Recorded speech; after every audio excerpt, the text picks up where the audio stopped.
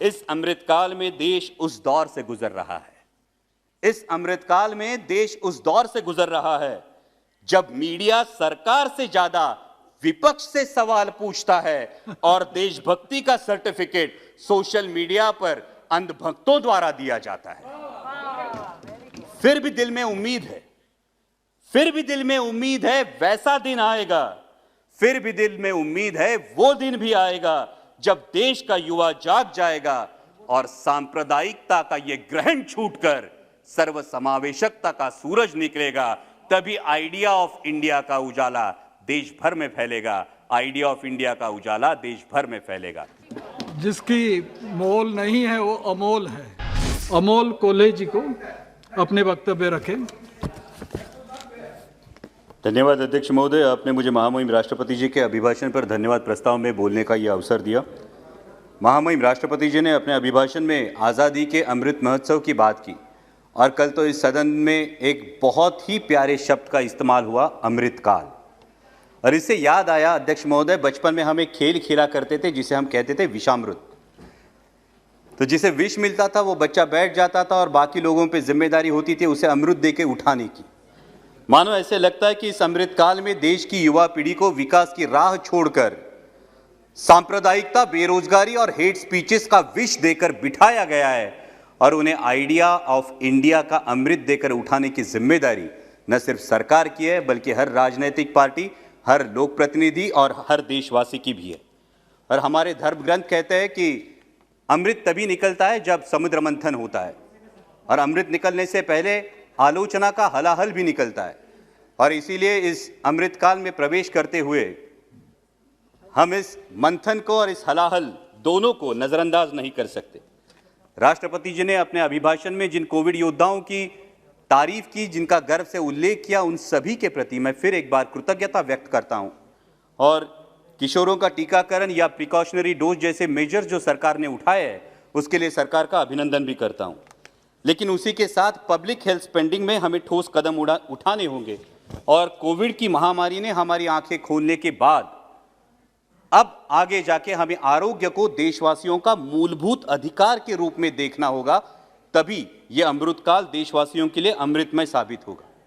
साथ ही में राष्ट्रपति जी ने जिस कोरोना काल का उल्लेख किया, उस कोरोना काल से लेके उसके जो अप्रत्यक्ष परिणाम हैं, उनमें दो परिणामों पे हमें गंभीरता से विचार करना होगा। एक है इकोनॉमिक इफेक्ट और दूसरा है एजुकेशनल इफेक्ट। जो इकोनॉमिक इफेक्ट है, भले ही पेपर पे अर्थव्यवस्था उभरती हुई नजर आती हो, लेकिन वास्तविकता में आम देशवासी की क्या परिस्थिति है। लगभग 6.5 करोड़ लोग गरीबी की रेखा के नीचे धकेल दिए जा चुके हैं। 54% लोगों की आय कम हो चुकी है और तकरीबन 60 लाख से अधिक छोटे उद्योगों पर ताला लग चुका है। इस तबके के बारे में हमें गंभीरता पूर्वक सोचना होगा, नहीं तो देश के मध्यम वर्ग को ऐसा लगेगा कि सिर्फ 142 लोगों की जो आय है वो 23 लाख करोड़ से 56 लाख करोड़ होती है, या फिर गरीबों के लिए योजना आती है, लेकिन देश के मध्यम वर्गीय के बारे में सोचा नहीं जाता है। इस पर हमें गंभीरता से विचार करना होगा। इसी के साथ दूसरा अप्रत्यक्ष परिणाम है एजुकेशनल इफेक्ट।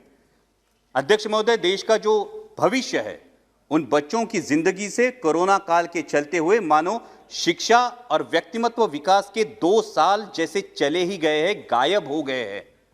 इस देश के भविष्य की जो क्षति हुई है, इस क्षति को भरने के लिए हमें ठोस कदम उठाने होंगे। बात हो रही है कि हर बात डिजिटल होगी, हर बात डिजिटल होगी, लेकिन देश में जो डिजिटल डिवाइड है और इस डिजिटल डिवाइड के चलते हुए जो बच्चे इस शिक्षा से वंचित रह रहे हैं, उनके बारे में भी हमें सोचना होगा। अभिभाषण में स्किल इंडिया मिशन की भी बात हुई अध्यक्ष महोदय, लेकिन किसी भी मिशन का सक्सेस तभी जाना जाता है जब उसके अंतिम उद्दिष्ट की पूर्ति हो, और इसका अंतिम उद्दिष्ट है रोजगार। इस सरकार ने देश के युवाओं से वादा किया था कि हर साल 2 करोड़ रोजगार मिलेंगे, लेकिन अगर आंकड़े देखे जाए तो आज भी देश में 5 करोड़ युवा बेरोजगार है। और इसी के लिए स्टार्टअप्स या मेक इन इंडिया के साथ मनरेगा की स्ट्रेंथनिंग और अर्बन वर्जन ऑफ मनरेगा जैसे विकल्पों पर विचार होना चाहिए, क्योंकि हमारे देश के युवाओं में एक प्रचंड ऊर्जा है और अगर इस ऊर्जा को हम सही दिशा में संचालित करना चाहते हैं तो सरकार की जिम्मेदारी है कि वो जॉब क्रिएशन करे और युवाओं को जॉब सिक्योरिटी भी दे।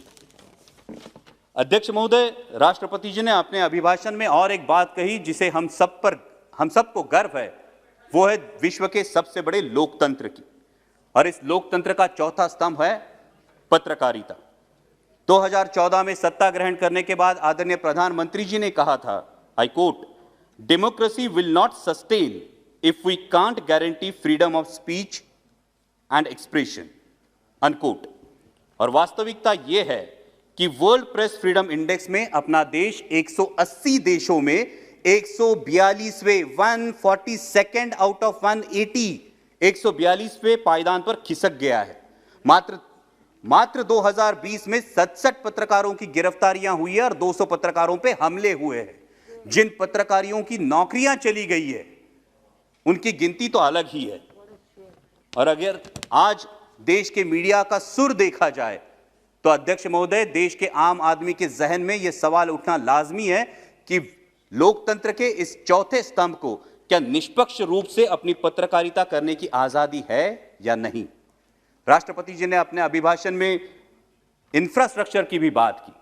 माननीय मंत्री महोदय सदन में है, इसलिए मैं यह अवसर लेना चाहता हूं कि जब इंफ्रास्ट्रक्चर की बात हो तो रेल इंफ्रास्ट्रक्चर भी उतना ही जरूरी है। और महाराष्ट्र से MRIDC से एक बहुत ही महत्वाकांक्षी प्रकल्प है Pune Nashik semi high speed railway, और जिसमें राज्य की भागीदारी सिर्फ 20%, केंद्र की भागीदारी सिर्फ 20% और 60% थ्रू इक्विटी ऐसा है।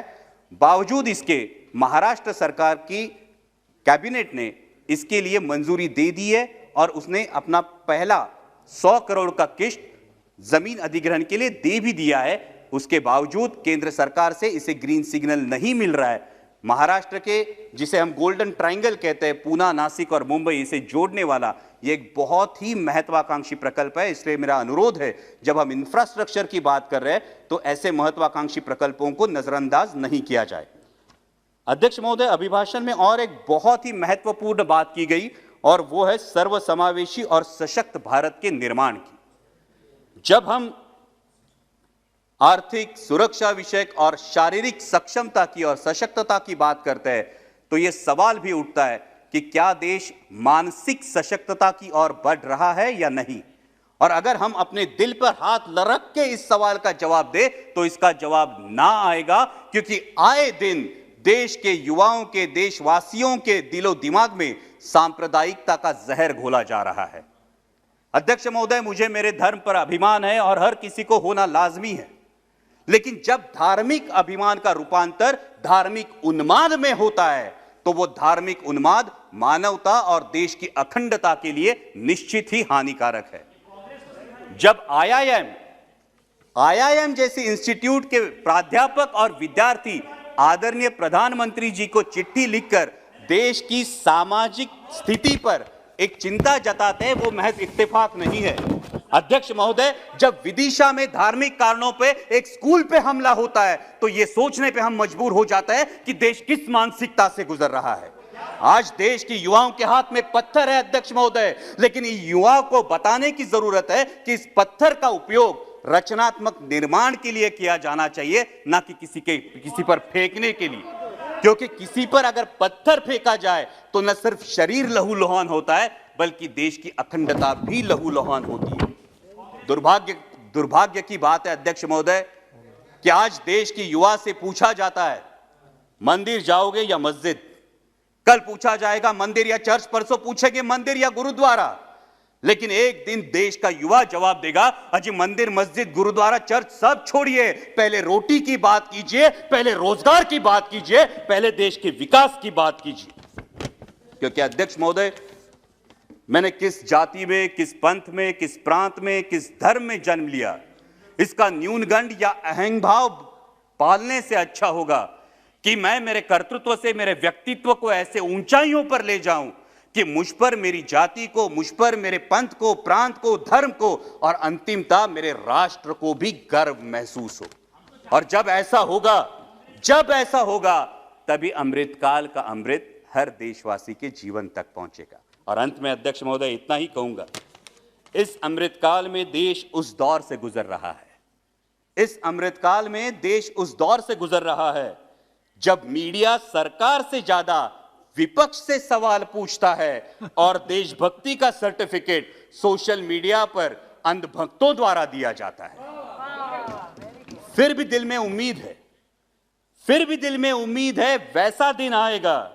फिर भी दिल में उम्मीद है, वो दिन भी आएगा जब देश का युवा जाग जाएगा और सांप्रदायिकता का ये ग्रहण छूटकर सर्वसमावेशकता का सूरज निकलेगा। तभी आइडिया ऑफ इंडिया का उजाला देश भर में फैलेगा। आइडिया ऑफ इंडिया का उजाला देश भर में फैलेगा। धन्यवाद। जिसकी मोल नहीं है वो अमोल है।